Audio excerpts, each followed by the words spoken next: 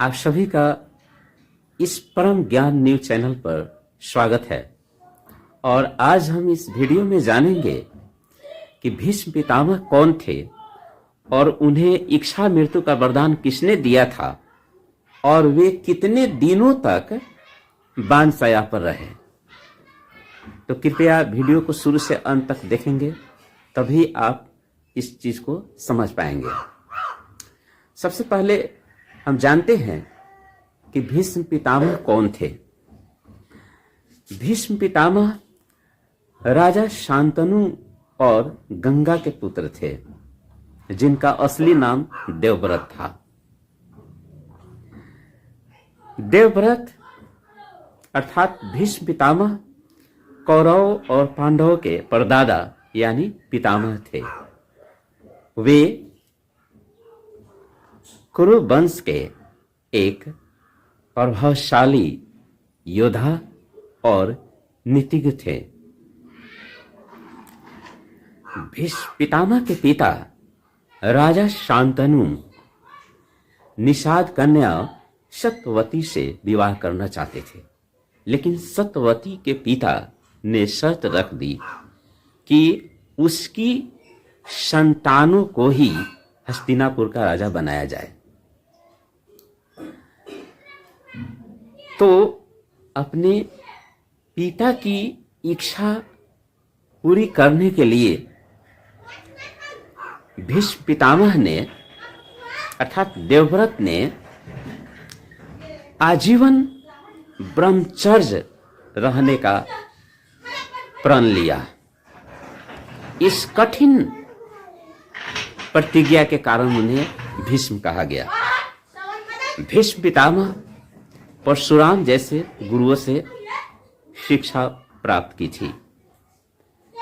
भीष्म पितामह महाभारत काल के सबसे प्रभावशाली और मर्यादा पुरुषों में से एक थे। अब हम जानेंगे कि उनको इच्छा मृत्यु का वरदान किसने दिया और वो कितने दिनों तक बानशया पर रहे। तो उन्हें इच्छा मृत्यु का वरदान उनके पिता राजा शांतनु ने ही दिया था।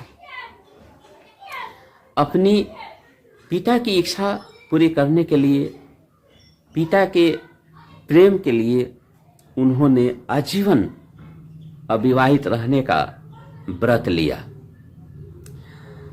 और सिंहासन का सारे अधिकारों को उन्होंने त्याग कर दिया।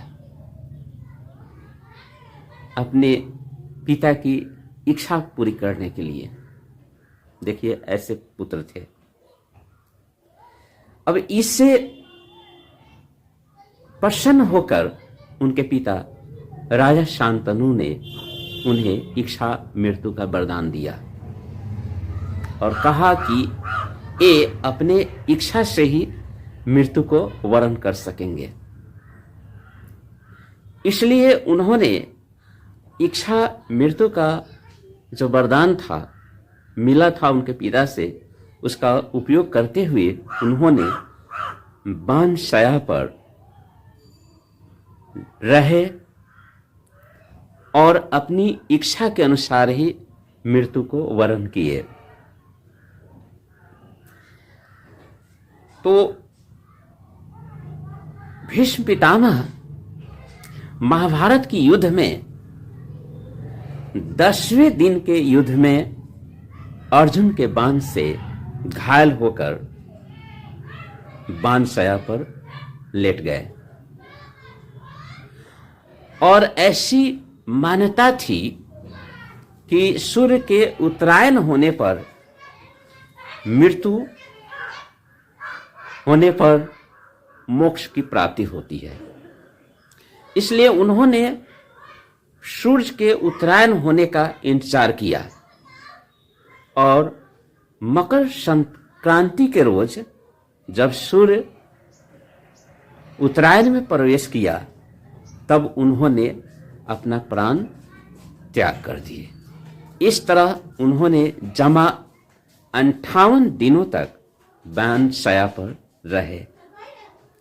तो ऐसे थे भीष्म पितामह, जो गंभीर रूप से घायल होने के बावजूद भी बाण शया पर अत्यंत पीड़ा को सहन करते हुए 58 दिनों के बाद उन्होंने अपनी इच्छा के अनुसार मकर संक्रांति के रोज अपने प्राण को त्याग किए थे। धन्यवाद। मुझे उम्मीद है वीडियो अच्छी लगी होगी।